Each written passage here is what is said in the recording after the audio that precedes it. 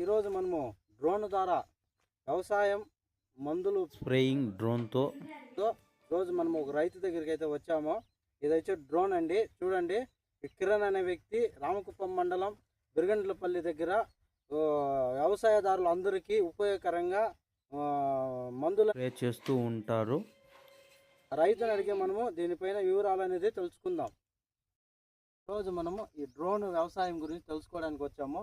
ఈయన వచ్చి కిరణ్, ఇది వచ్చి మనోహరి, ఈయన వచ్చి శివ, ఇది వచ్చి స్వీట్ కాను. దీనికైతే మెడిసిన్ చేయడానికి అయితే వీళ్ళు వచ్చారు.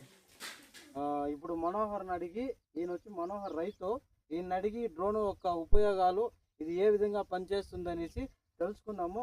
మనోహర్ గారు, ఈ డ్రోన్ యొక్క ఉపయోగాలు మనకి ఏ విధంగా ఉపయోగపడుతుంది వ్యవసాయ పరంగా చెప్పండి కొద్దిగా. ఇదైతే స్ప్రేయింగ్ డ్రోన్ అంటాం దీన్ని. ఇదైతే డ్రోగో కంపెనీ వాళ్ళది.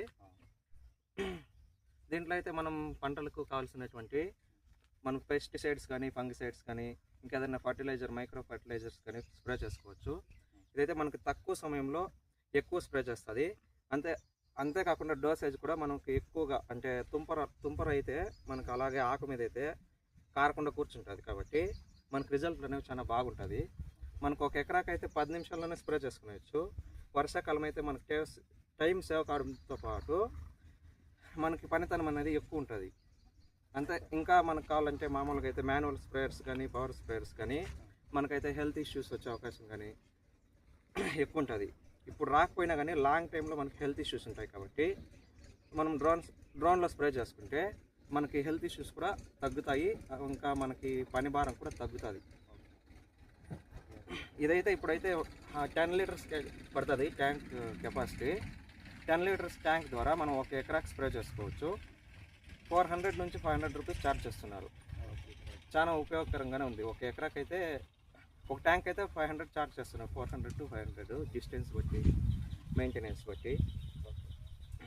ఈ డ్రోన్ అయితే మీరు ఎలా కొన్నారు? ఇదైతే మనకి ఏపీ గవర్నమెంట్ మనకి 70% సబ్సిడీతో ఇచ్చింది. సబ్సిడీతో పాటు మనకు లోన్ సదుపాయం కల్పించింది. చాలా సంతోషం. ఇప్పుడు మాకు ఈ డ్రోన్ ద్వారా స్ప్రేయింగ్ ఎలా జరుగుతుందో ఒకసారి చూపిస్తాను. చూపిస్తాం.